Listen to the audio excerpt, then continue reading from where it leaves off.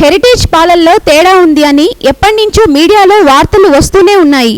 కేరళలో అయితే హెరిటేజ్ పాలను అమ్మకాలపై నిషేధం ఉందని కూడా ఆ మధ్య జగన్ మీడియాపై కోడై కూసింది.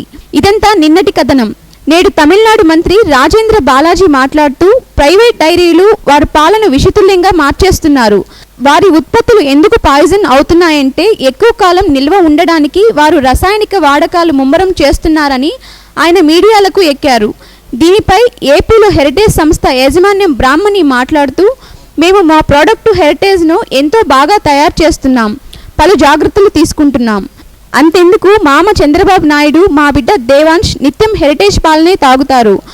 ఆ మధ్య చంద్రబాబు పాదయాత్రలో నీరసించిపోయినప్పుడు హెరిటేజ్ పాలనే తాగి కోలుకున్నారని ఆమె తెలిపారు. 150 సెంటర్లలో పాలను సేకరించినప్పుడు తుప్పుపట్టని కేన్లను ఉపయోగిస్తాం.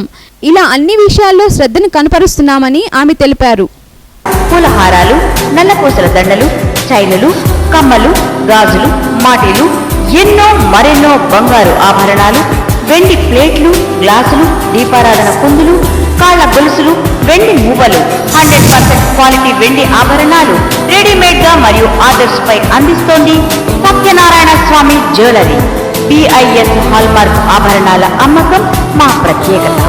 ఆహ్వానంతో A Bhaskar, proprietor, Satyanarayana Swamy jewellery, Marichetla centre, main road, Buchireddypalem. Cell 9959140063 9492875303.